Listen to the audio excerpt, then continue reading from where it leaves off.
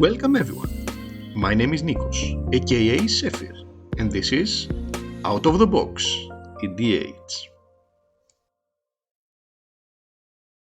We have officially entered the Final Fantasy spoiler season, and dozens of Final Fantasy cards were revealed these last days, including all the prequels. One of the revealed cards was perhaps my favorite Final Fantasy character, Kefka Palazzo, the main villain of Final Fantasy VI. Thus, I could not resist the temptation of starting my Final Fantasy unique builds video with him. So, let's see what Kefka does. At its front, Kefka, Court Mage, is a 5 CMC Grixis colors 4/5 human wizard. Whenever Kefka enters or attacks, each player discards a card. Then, you draw a card for each card type among cards discarded this way. With 8 mana, each opponent sacrifices a permanent of their choice, transform Kefka. Activate only as a sorcery. And then we go to the backside. Kefka, Ruler of Ruin, 5/7 Avatar Wizard. Flying, whenever an opponent loses life during your turn, you draw that many cards. I love him. He's so on flavor and there are so many ways to build him. We can go for discard or even self-discard matters theme with flicker or unblockable effects. We can go for transforming him and create some kind of combo with things like Niv Mizzet, Psychosis Crawler, etc. My version though will focus in something different. Sure, Kefka can be a great card advantage engine on his own, and this is the role he will have in my build, with minimum support, but what I will focus more is his transformability. We will build a transform deck. And from now on, when I'm talking about transform, I will also include with that term descent, craft, and every ability that transforms a card to its backside. To guide you through the deck concept though and the card choices, I will first need to explain the rules regarding the specific interactions that I intend to use. When a card with a backside becomes a copy of another card with a backside, with a transformability, possibly one that is much easier to transform, and we use that transformability, our card actually gets transformed into the backside of the card it copied. However, if the transformation requires the card to somehow leave the battlefield and re-enter, then it will enter as our original card's backside. Or, if our copy effects last only until end of turn, then our transformed copied card will become the original transformed card. Let's use an example. I have in play Kefka and a Golden Guardian. With a card like Fleeting Reflection, I can turn Kefka into a copy of Golden Guardian. Then I can use the Kefka Golden Guardian's ability to fight with the original. They will both die, but Kefka, since he left the battlefield, will return transformed into Kefka, Ruler of Ruin. Let's go to the actual cards of the deck. First of all, we have the copy effects. Fleeting Reflection, Nano Gene Conversion, Sakashima's Will, and Naga Flesh Crafter all turn creatures into other creatures until end of turn.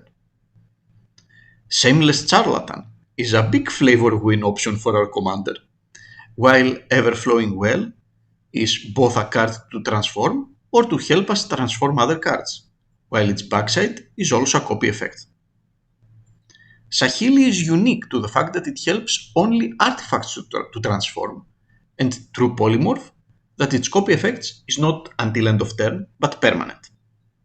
Finally, the Animus has great copy shenanigans for legendary creatures.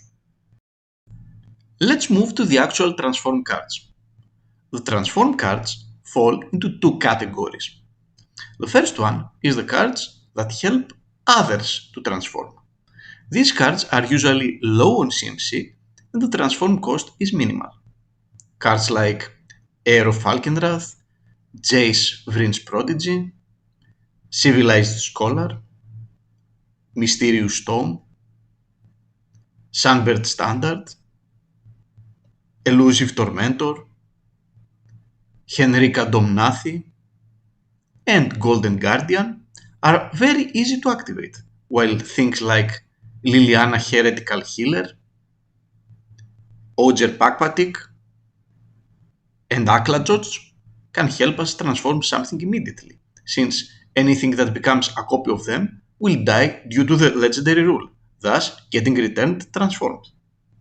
Finally, one of the easiest ways to transform something is to turn it into a copy of an incubator token. We have a number of incubate cards like Chrome Host Seed Shark, Marauding Dreadship, Traumatic Revelation, and Gift of Completion.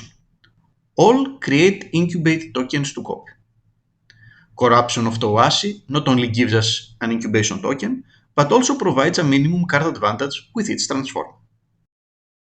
The other category of transform cards is the ones we actually want to transform. Obviously, we have our commander, but apart from that, we have Azor's Gateway that gets transformed into Sanctum of the Sun, an extremely busted land. We have the Ever-Flowing Well that becomes the Myriad Pools, a land that greatly promotes our game plan. We have Nicol Bolas, which can be used as an alternate commander for this deck, and is a card that we for sure want to keep around transformed.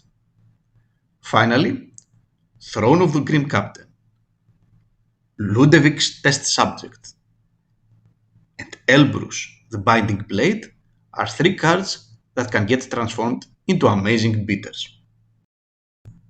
Let's move to our protection package.